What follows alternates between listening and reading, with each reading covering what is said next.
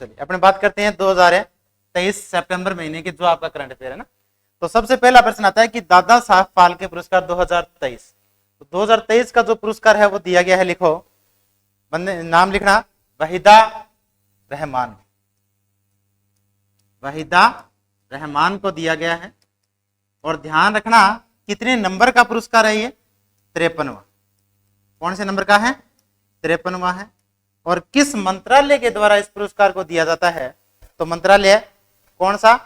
सूचना और प्रसारण मंत्रालय। सूचना और प्रसारण मंत्रालय के द्वारा जो ये पुरस्कार है वो दिया जाता है। तो 2023 का किसको दिया गया है? वहीदा रहमान को दिया गया। ठीक है। और ध्यान रखना जो ये पुरस्कार मिला है वो कौन से वर्ष 2021 के लिए में दिया गया है। कौन से वर्ष के लिए दिया गया है? वर्ष 2000। मिला कब है? 2023 के अंदर, लेकिन दिया कौन से वर्ष के लिए गया है? 2021 के लिए। क्लियर है? अब आगे बात करते हैं जो एक एशियाई खेल शुरू हुए। एशियाई खेल 2023। तो जो एशियाई खेल है 2023 के वो शुरू कहां से हुए हैं? कहां है भाई? चलो ऑप्शन देता हूं, चीन, फ्रांस, जापान। हांगझोउ नाम से एक जगह है चाइना के अंदर, वहां एशियाई खेल क्या हुए हैं? स्टार्ट हुए हैं 2023 के। संस्करण की बात करें तो संस्करण कौन सा है इसका? 19। संस्करण कौन सा रहेगा इसका? 19वां संस्करण रहेगा। इसका ध्यान रखना थोड़ा सा। और इसमें जो भारत की ओर से, क्योंकि एशियाई देश की बात हो रही है तो भारत भी इसमें क्या कर रहा है? पार्टिसिपेट करेगा। तो भारत की ओर से जो ध्वजवाहक है, ध्वजवाहक का मतलब समझते हो? जो अपने देश का प्रतिनिधित्व करते हैं ध्वज लेकर, उसमें कौन कौन से व्यक्ति शामिल होंगे? तो उसमें दो हैं। कौन कौन से? एक तो हरमनप्रीत सिंह और एक लवलीना।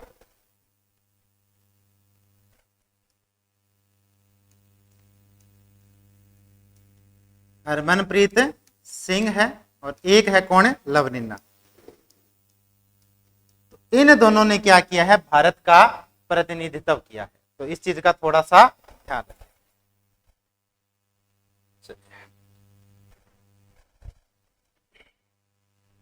कर लिया? अब नेक्स्ट बात करते हैं अपने रेलवे बोर्ड की। रेलवे बोर्ड की अगर बात करूं तो पहली महिला अध्यक्ष बनाई गई है इसकी, या सीईओ भी कह सकते हो आप। कौन सी? पहली महिला अध्यक्ष या सीईओ।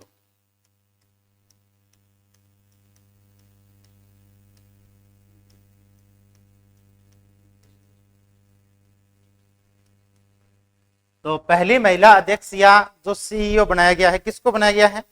सुना है क्या नाम? है? नहीं सुना नाम? जया वर्मा, डॉक्टर सोनाली घोष, अनुप्रिया पटेल या अपूर्वा श्रीवास्तव। तो पहली महिला अध्यक्ष जया वर्मा सिन्हा को बनाया गया है, ये ध्यान में रखना। किसको बनाया गया है? जया वर्मा सिन्हा।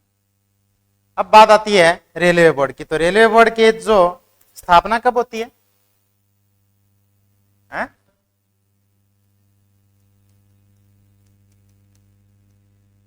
रेलवे बोर्ड की अगर मैं स्थापना की बात करता हूं तो स्थापना होती है इसकी कब है? 16 अप्रैल 1853 को।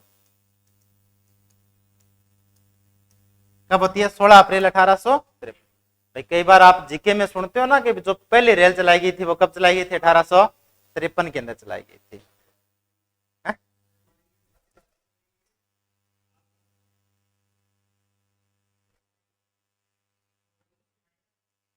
हाँ, हेडक्वार्टर की बात करूं तो हेडक्वार्टर कहां रहेगा इसका? नई दिल्ली। और रेलवे बोर्ड के जो अध्यक्ष हैं या जो चेयरमैन की अपने बात करते हैं या वो तो कौन रहेंगे, जया वर्मा सिन्हा। या रेलवे मंत्री की अगर मैं बात करूं तो रेलवे मंत्री कौन है, ध्यान रखना बेटा, काफी चर्चा में रहे थे ये जो अभी दुर्घटना हुई थी ना रेल की, उसकी वजह से ध्यान में रखना, रेलवे मंत्री कौन है, अश्विनी वैष्णव। ठीक है, अश्विनी वैष्णव है जो भारत के कौन है इस टाइम प्रेजेंट टाइम पर क्या है, रेल मंत्री।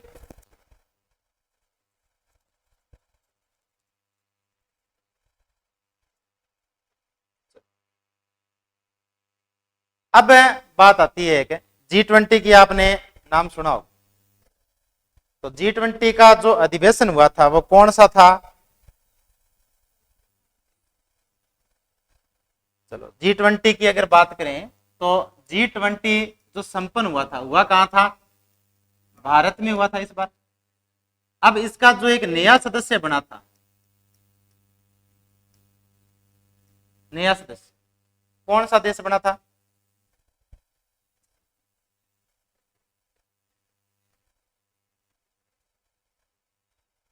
कौन से, कहा था ना, क्या वीडियो देखी थी G20 वाली, अफ्रीकी यूनियन।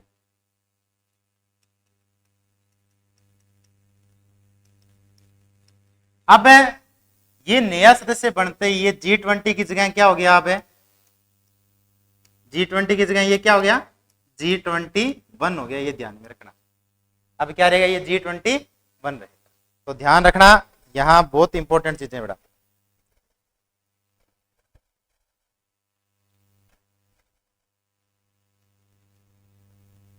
ठीक है, इसी में अगर बात करूं मैं क्या चीज की, कि जो यहां एक मूर्ति की स्थापना की गई थी, किसकी मूर्ति थी वो, एक मूर्ति की स्थापना की गई थी, किसकी मूर्ति, G20 वाली वीडियो देखिए क्या, देख लिया करो यार, G20 की एक वीडियो है यूट्यूब के ऊपर अपनी, उसको ध्यान से देखना आज घर पे जाके दोबारा। लिखो,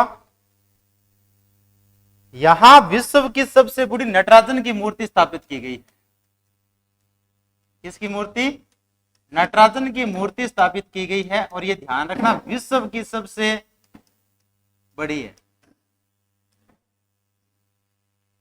ठीक है, विश्व की सबसे ऊंची मूर्ति रहेगी।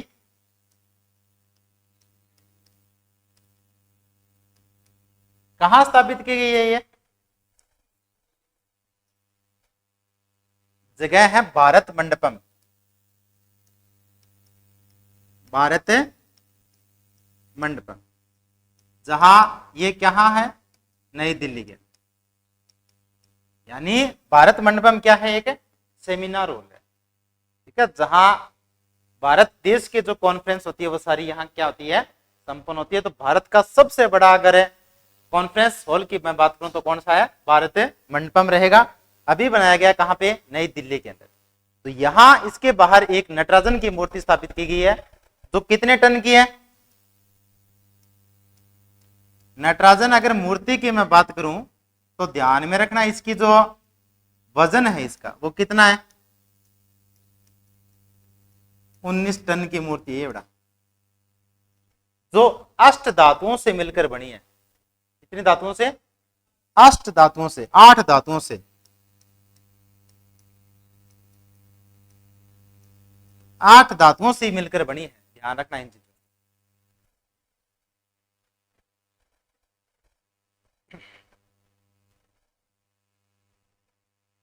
अब 8 धातुओं का लिख लिया गया यहां तक। 8 धातुओं का नाम लिखो कौन कौन सी है, सोना, चांदी, सीसा,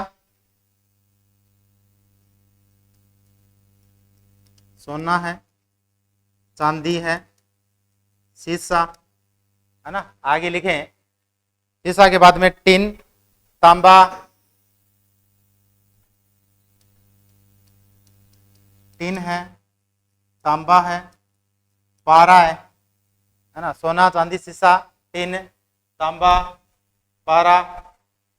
पारा के बाद में और लिखें, और क्या आ सकता है इसमें, कितने हो गए, 3 3 6, एक लिखो लोहा और एक है जस्ता। तो ये 8 धातुएं इसमें शामिल की गई है, तो जो नटराजन की मूर्ति है वजन कितना है इसका 19 टन का है।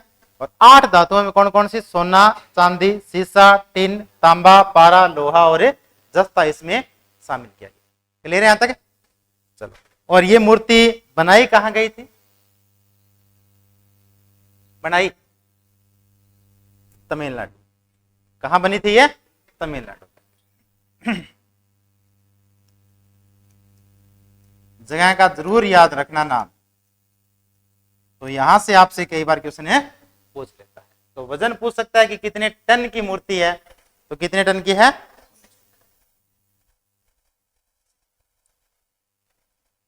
ठीक है। और तमिलनाडु का एक जो बनाई गई थी ना, तमिलनाडु के अंदर मान के चलिए जो एक प्रसिद्ध कलाकार है, कौन कौन सी, देव सेनापति, तो जिसके पुत्रों के द्वारा इस मूर्ति को बनाया गया था। अरे बस में भाई जो तमिलनाडु के, ऐसा नहीं है कि तमिलनाडु के अंदर बनी थी, मैं बात ये कह रहा हूं कि जो तमिलनाडु के कलाकार है, एक प्रसिद्ध कलाकार है, कौन से, देव, उनके जो पुत्र हैं उनके द्वारा इनको निर्मित किया गया है। तो याद रखना, जो नटराजन की मूर्ति है स्थापित कहां गई है? भारत मंडपम में। वजन कितना है उसका? 19 टन का है। अष्ट धातुओं से मिलकर बनी है। 8 धातुओं के नाम याद रखना। अगर आपको एग्जाम में पूछा जाता है तो सीधा सा पूछा जाएगा कि कौन सी धातु इसमें शामिल है, नहीं है। तो 8 धातुओं कौन कौन सी है? सोना, चांदी, सीसा, टिन, तांबा, पारा, लोहा और जस्ता। क्लियर है? आगे बढ़ते हैं, इसको नोट करें।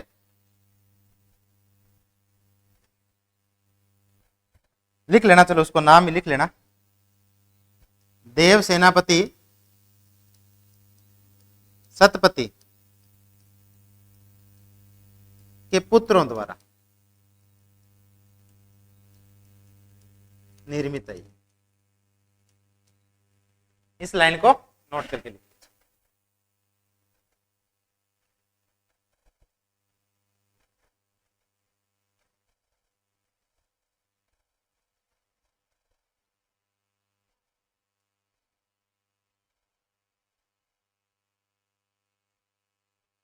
करें नेक्स्ट, लिख लिया होगा, आगे लिखो। नेक्स्ट क्वेश्चन की अपने बात करते हैं। तो सिंगापुर कहाँ है, कौन से महाद्वीप में है? कौन से महाद्वीप में है सिंगापुर भाई?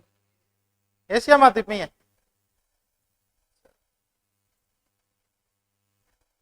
लिखो एक, नेक्स्ट लिखना, भारत का 42वां, भारत का 42वां यूनेस्को विश्व धरोहर स्थल।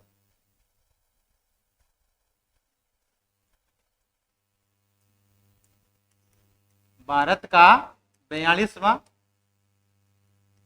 यूनेस्को विश्व धरोहर स्थल।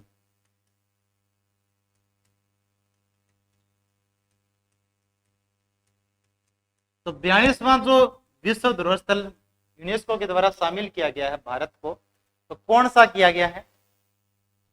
ध्यान है कोई? ऑप्शन तो लिख लो। अनंगताल की झील, मंटाचेरी महल, होयसला मंदिर और एलिफेंटा की गुफाएं। लिख लेना, होयसला का मंदिर है कहां? कर्नाटक। जो होयसला मंदिर है कर्नाटक के अंदर है, उनको शामिल किया गया है। ठीक है, उनको शामिल किया।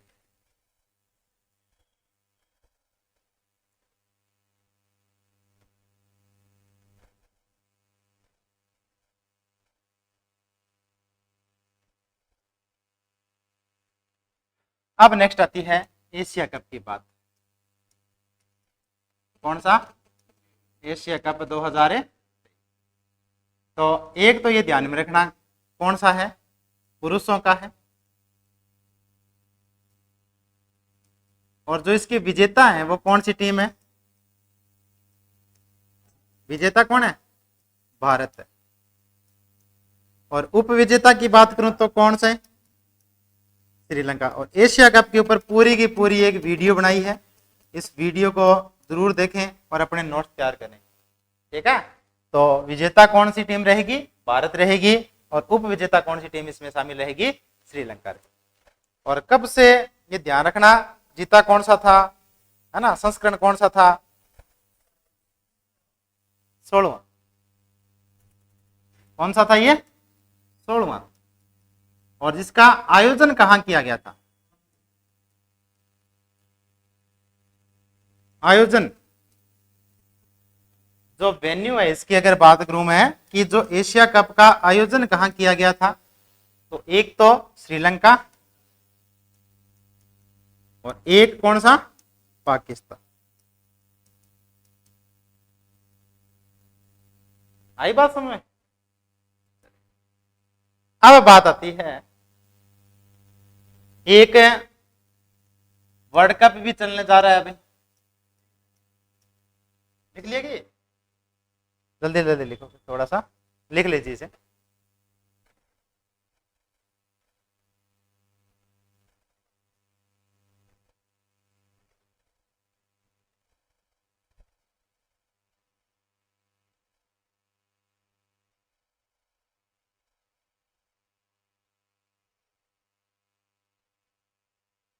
कर लिया क्या? लिखो।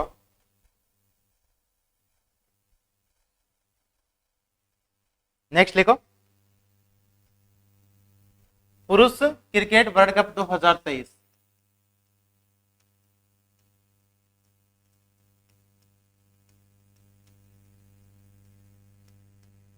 इसकी अगर बात करें तो इसका जो इस बार आयोजन होने जा रहा है 2023 का, वो कौन सी कंट्री में होने जा रहा है? भारत में होने जा रहा है। बड़ा ध्यान रखना, जो इस बार का जो पुरुषों का वर्ल्ड कप है वो कहाँ होने जा रहा है? भारत के अंदर होने जा रहा है। और अगर इसकी मैं बात करूं ब्रांड एम्बेसडर की, इस बार ब्रांड एम्बेसडर कौन है? सचिन तेंदुलकर तो जो लास्ट ईयर थे उसमें थे, शाहरुख खान है इसमें। कौन है? शाहरुख खान, ध्यान रखें।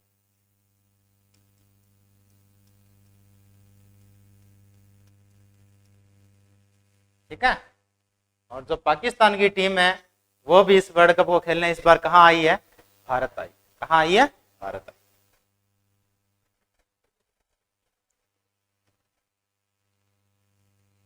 चलिए, कर लिया। तो आयोजन ध्यान रखना 2023 का कहां होने जा रहा है? भारत में। इससे पहले भारत में कब हुआ था ये? 2011। भारत में कब हुआ था? जो वनडे फॉर्मेट का है, ये ध्यान रखना। कौन से का है? वनडे फॉर्मेट के अंदर ये होने जा रहा है। वनडे का मतलब समझते हो? 50 ओवरों का मैच होने जा रहा है, T20 नहीं है ये। ठीक है, लिखे नेक्स्ट।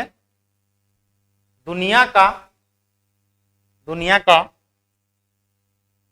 सबसे ऊंचा लड़ाकू हवाई अड्डा बनने जा रहा है बेटा। लड़ाकू हवाई अड्डा, ये है दुनिया का सबसे ऊंचा। और बनने कहां जा रहा है? भारत में बनने जा रहा है। तो कहां हो सकता है? कहां बन सकता है ये? है? लद्दाख। तो लिख लेना, जगह का नाम जरूर लिख लेना। न्योमा बेल्ट नाम की एक जगह है।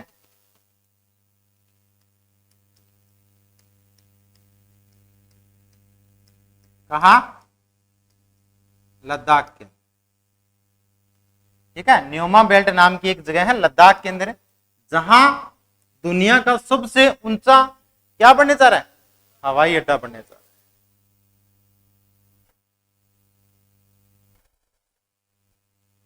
लिख लेना।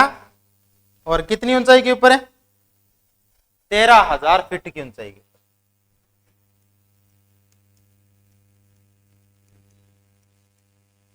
कितनी ऊंचाई है? 13,000 फीट की ऊंचाई के ऊपर है। और एक चीज का और ध्यान रखना, यहां पे किस के द्वारा बनाया जा रहा है ये? किसके द्वारा?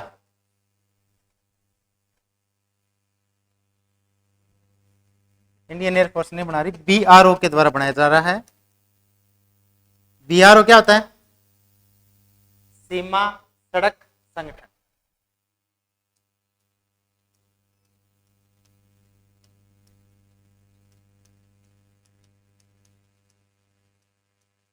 किसके द्वारा? सीमा सड़क संगठन के द्वारा इसे बनाया जा रहा है। तो ध्यान रखें बेटा कि दुनिया का सबसे ऊंचा जो लड़ाकू हवाई अड्डा बनने जा रहा है वो कहां बनने जा रहा है?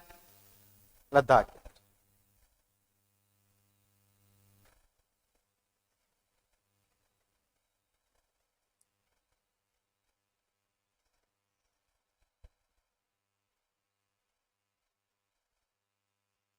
नेक्स्ट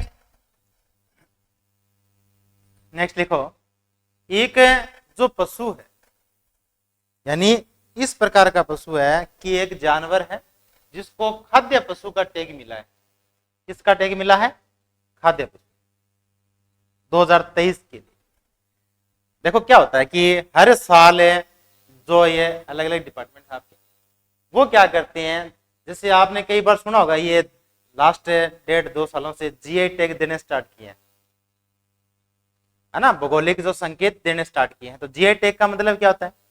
कोई भी किसी भी एरिया के अंदर कोई चीज प्रसिद्ध है, मान के चलो जैसे बीकानेर की अपने बात करें तो बीकानेर की क्या चीज प्रसिद्ध है? खाने के अंदर अगर बात करें तो कौन सी है? मूंगफली है कि नहीं है? है ना, जिसे क्या कहा जाता है?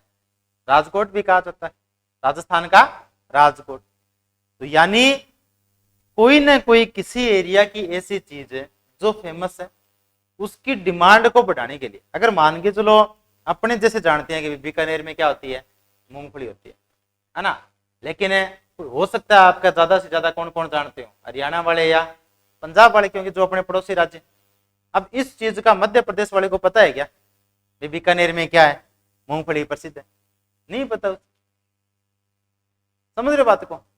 लेकिन अगर वो चीजें क्या होती है? फेमस होती है, तो हर व्यक्ति को क्या करेगा? उस पर एक बार जरूर ध्यान केंद्रित जाएगा। ध्यान जाएगा कि नहीं जाएगा? उन चीजों को फेमस करने के लिए, उनका उत्पाद को बढ़ाने के लिए क्या किया जाता है? इस प्रकार के टैग दिए जाते हैं। इसी प्रकार एक ऐसा जानवर है जिसको 2023 का खाद्य पशु का टैग मिला है। अब खाद्य पशु का टैग मिला है तो क्या होगा? हर व्यक्ति भी क्या करेगा? उसके बारे में पढ़ेगा। पढ़ेंगे तो उसके बारे में अपने जानने की कोशिश करेंगे भी है क्या चीज। बहुत से जानवर पशु पक्षी ऐसे हैं जिनका आज क्या होने जा रहे हैं? वो लुप्त होने जा रहे हैं। जैसे राजस्थान की मैं बात करूं, राजस्थान किस पशु के लिए प्रसिद्ध है? पशु ऊंट के लिए है कि नहीं है? राजस्थान में क्या है? ऊंट के लिए फेमस है। राजस्थान का या रेगिस्तान का जहाज कहा जाता है किसे? ऊंट को। अब क्या हो रहा है कि धीरे धीरे जो समय जैसे जैसे परिवर्तन हो रहा है, मॉडर्न टेक्निक आ रही है, तो वहां क्या हो रहा है? ऊंट क्या हो रहे हैं? विलुप्त होने जा रहे हैं। आपने देखा भी होगा 2004-05 के अंदर ऊंट को क्या किया गया था? एक राज्य पशु का दर्जा भी दिया गया था। तो रीजन क्या था इसका? उसको बचाया जा सके, उसका संरक्षण किया जा सके। जैसे गोडावण का भी क्या है? संरक्षण के लिए, है ना। अब देश में आपने देखा होगा कि भी जैसे शेर हैं, बाघ है, उनकी संख्या भी क्या हो रही है? कम हो रही है। तो उनको क्या किया जा रहा है? संरक्षण दिया जा रहा है, बचाया जा रहा है। अरे बस इसी प्रकार एक जानवर है जिसको 2023 का खाद्य पशु का टैग मिला है। तो लिखो,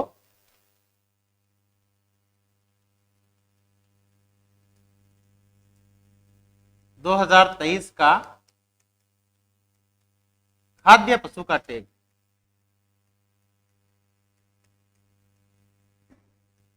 ये किस जानवर को दिया गया है? किस जानवर को दिया गया है?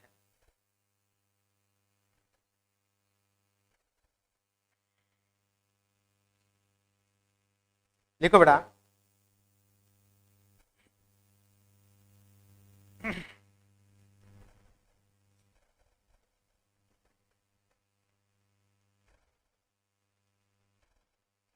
दिखाओ। लिखो, पूर्वोत्तर है ना जो भारत का पूर्वी हिस्सा, वहां एक मिथुन करके एक जानवर पाया जाता है। कौन सा? मिथुन। उसको दिया गया। तो लिख लेना, वो मिथुन नहीं, वो अलग मिथुन है। पूर्वोत्तर के मिथुन को ये टैग दिया गया। ठीक है, इस चीज को थोड़ा सा ध्यान में। पूर्वोत्तर के मिथुन को टैग दिया गया। कौन सा? खाद्य पशु।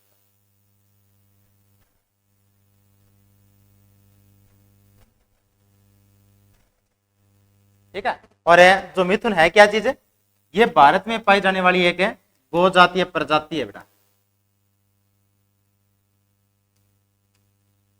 जो भारत के किस हिस्से में पाई जाती है, पूर्वी हिस्सों के अंदर पाई जाती है। ये लिख लेना, साइड हो जाता हूं मैं।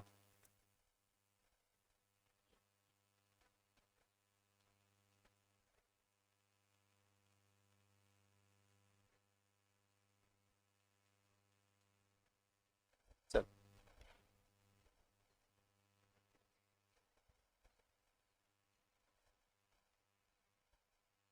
अब 2023 के अंदर एक बिल पेश किया गया, लिख लिया होगा, 2023 के अंदर एक बिल पेश किया गया, कहा, लोकसभा, जो बहुत फेमस हो रखा है, ध्यान है क्या, क्या ध्यान है, अपने को क्या करना है ना,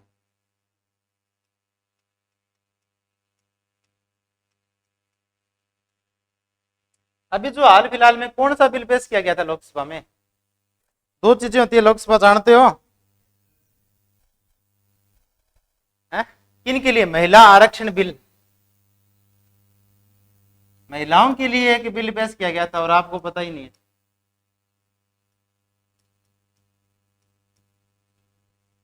इसको किस नाम से जाना जाता है,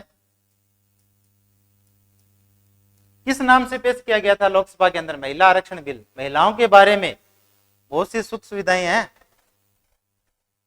ध्यान ही नहीं है अपने को, तो क्या करना है ना, लिखो, नहीं ध्यान, सच्ची नहीं ध्यान, ठीक है तो नहीं ध्यान दो, बैठे रहो, बहुत मोस्ट इंपोर्टेंट क्वेश्चन, लिख लेना इसको। तो किस नाम से, नारी शक्ति वंदन अधिनियम,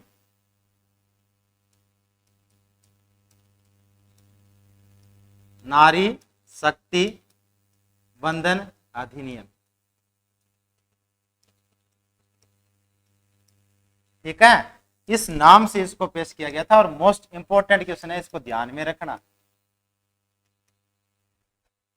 ठीक है, साइड हो जाता हूं।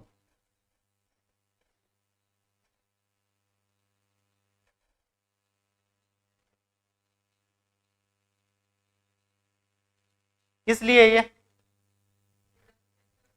है, महिलाओं को आरक्षण तो है, कहाँ आरक्षण है, कहाँ चाहते हो आरक्षण, पूरे भारत में आरक्षण देते हैं, फिर अपने कहां जाएंगे, है? भाई बस में भी आरक्षण है ना, नौकरी में भी आरक्षण है। अब ये जो आरक्षण दिया गया है, ये कहा कि जो आपने देखा होगा भाई, लोकसभा और राज्यसभा की कभी डिबेट सुनी है क्या, करते हो उनकी तरह, उनकी सुनी नहीं है कभी, लोकसभा राज्यसभा के अंदर इस बिल में यह कहा गया है कि कम से कम 1/3 महिलाएं जरूर सदस्य हो, जो लोकसभा और राज्यसभा की सीटें हैं वहां कितनी, कम से कम 1/3 यानी 33% महिलाएं तो कम से कम वहां सदस्य के रूप में हो। तो लिख लो, इसको नोट लगा के लिख लेना, लिख लेना, इसमें महिलाओं को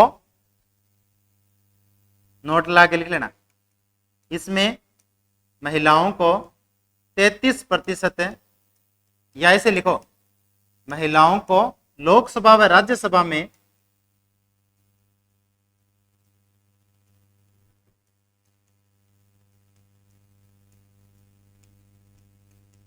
33% आरक्षण देने का प्रावधान है।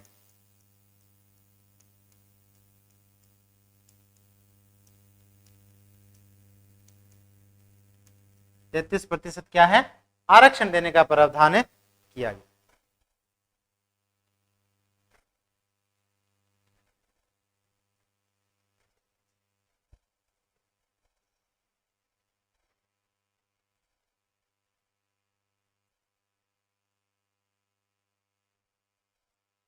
ठीक है, अब लिखो, एक प्रतिमा लगाई गई बेटा, जिसे किस प्रकार की प्रतिमा कहा जाता है, समानता की प्रतिमा। कौन सी प्रतिमा, समानता की, समानता की प्रतिमा का मतलब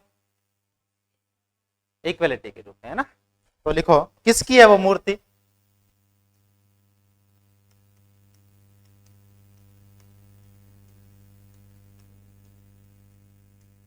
गुजरात में लगाई गई थी, वो कौन सी थी?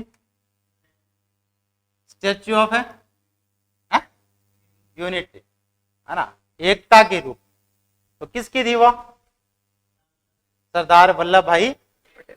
इसी प्रकार यहां लगाई गई है किसके लिए? समानता की। तो लिखो स्टेच्यू ऑफ,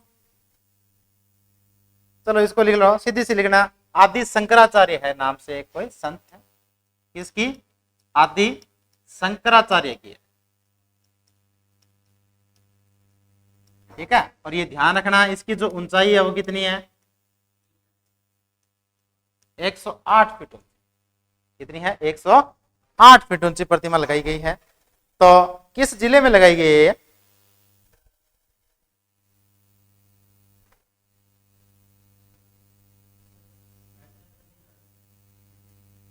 तो जगह का नाम लिख लेना, ओंकारेश्वर।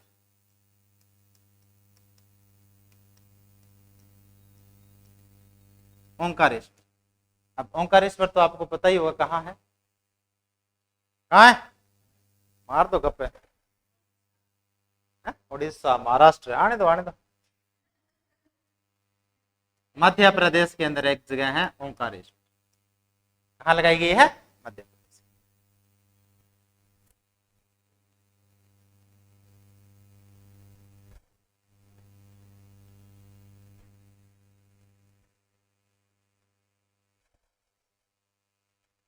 ठीक है। इसका जो डिजाइन तैयार किया है वो एक आर्टिस्ट है। डिजाइन तैयार करने वाला एक आर्टिस्ट कौन कौन सा है? सीपी कुकरेजा। सीपी कुकरेजा नाम का एक आर्टिस्ट है जिसके द्वारा इसका डिजाइन तैयार किया गया है। तो ध्यान में रखना कि आदि शंकराचार्य की 108 फीट ऊंची मूर्ति लगाई गई है। कहां पे? ओंकारेश्वर के अंदर। और किसके लिए इसको जाना जाएगा? समानता की प्रतिमा के रूप में इसको जाना जाएगा। नेक्स्ट लिखो, कर लिया गया यहां तक? आगे लिखें, मुख्यमंत्री स्मार्टफोन योजना कहां की है? राजस्थान।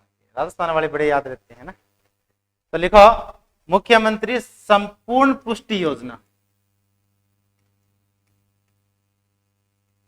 अब चुनावों का माहौल है, तो चुनावों का माहौल में आपको ये बहुत सी योजनाएं अलग अलग राज्यों के अंदर देखने को भी मिलेगी। अब कल परसों गहलोत सरकार ने एक घोषणा की थी, याद हो आपको, अगर कहीं गलती से सुना होगा, अन्नपूर्णा योजना चल रही है राजस्थान के अंदर। चल रही है क्या? कितने रुपए में खाना खिला रहे हैं? 8 रुपए में खाना खिला रहे हैं। हाँ, अब गांवों में भी स्टार्ट हो चुकी है ये योजनाएं, ठीक है। गांवों में तो हो चुकी है। अब गहलोत जी ये कह रहे हैं कि क्या क्या मिलता है उसमें? सब्जी, अचार, दाल, ये सारी 2-4 आइटम है ना? है? क्या अचार शामिल है? 25 रुपए की वो थाली पड़ती है। कितने रुपए की? 25। 8 रुपए आपको देने होते हैं, और जो बाकी बचे कितने? 17 रुपए। वो कौन देगा? राजस्थान सरकार देगी। दे दिया राजस्थान सरकार। अब गहलोत जी ये कह रहे हैं कि भी जो सीजन चल रहा है अभी, अब क्या श्राद्ध चल रहे हैं, तो श्राद्ध कब खत्म होंगे? 15 तक हो जाएंगे। तो 15 के बाद जैसे ही भारत में भी एक क्या परंपरा है, राजस्थान में तो है ही, भारत अलग अलग फेस्टिवल बनाता है। तो जैसे ही 15 तारीख श्राद्ध के बाद में ये सारे फेस्टिवल आपके वापस क्या हो जाएंगे? स्टार्ट हो जाएंगे। तो गहलोत जी ये चाहते हैं कि अगर जैसे जैसे फेस्टिवल आ रहे हैं, चाहे आपका किसी भी धर्म का वो फेस्टिवल हो, चाहे हिंदू हो, मुस्लिम हो, सिख हो, ईसाई हो, जो मर्जी धर्म हो, उस दिन आपको क्या दिया जाए? जो अन्नपूर्णा योजना है उसमें एक मिठाई के रूप में अलग डिश दी जाए। समझ रहे हो बात को? भाई एक डिश उसमें क्या किया जाए? शामिल और कर दिया जाए, ऐड कर दिया गया है। तो ध्यान रखना, जो ये आने वाला सीजन है ठीक है, उसमें एक आइटम आपको और मिलेगा, समझ रहे हो। राशन आपको फ्री दे ही दिया, राशन फ्री दे दिया, लाइट पानी आपका क्या है, फ्री है, पैसे लेते हैं भाई, कागजों में तो फ्री है, कागजों में क्या है, फ्री है कि नहीं। मोबाइल आपको दे दिया है ना, साल 1.5 साल है, रिचार्ज की आपको जरूरत ही नहीं है।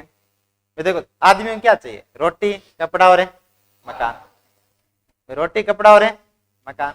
और आज के टाइम में क्या है, रोटी चाहिए, कपड़ा और ना मोबाइल जरूर चाहिए, है ना। वो तो सारी चीजें आपको क्या कर दिया है, उपलब्ध है ना। और पेपर चाहिए तो पेपर भी है ना, अभी पेपर चाहिए अपने को तो उसकी सुविधा भी, तो हर प्रकार से राजस्थान में सुविधा उपलब्ध। वही तो कह रहा हूँ, पेपर चाहिए तो पेपर भी आपको मिल जाएंगे, कौन सा चाहिए, है ना। तो यहाँ सिर्फ एक ही चीज है, 60 से 100, है ना। बाकी चीजें आपको क्या है, काम करने की कहाँ जरूरत है, फ्री का खाएंगे अपने, तो काम कौन करेगा, जरूरत है क्या। अगर फिर भी कोई 5-25 है ना, कोई छोटे मोटे आइटम के लिए चाहिए तो मनरेगा चल ही रहा है। कितने दिनों का रोजगार है, 125 दिन कर दिए, उसमें भी देखो ठाट ही ठाट है, कौन सी नौकरी है। लिखो मुख्यमंत्री है? लिखो, मतलब फिर है ना, मेरा काम क्या होगा, मैं तो मेट ही बनूंगा फिर, है ना। आपको लगाऊंगा यहाँ से यहाँ तक लग जा, हो जा शुरू, पंचायती करनी है, पंचायती यहाँ करनी है, पंचायती वहां करनी है। लिखो अपना, देखो मुख्यमंत्री संपूर्ण पुष्टि योजना, तो किस राज्य सरकार की योजना है ये, राजस्थान की नहीं है, मैं तो ऐसे बात बताई थी राजस्थान की है? ये ओडिशा की है। कौन सी सरकार की है, ओडिशा सरकार की रहेगी। और ओडिशा की अगर सीएम की मैं बात करूं, तो मुख्यमंत्री की बात करूं तो कौन सी है, नवीन पटनायक। ओडिशा के सीएम कौन है, नवीन पटनायक रहे।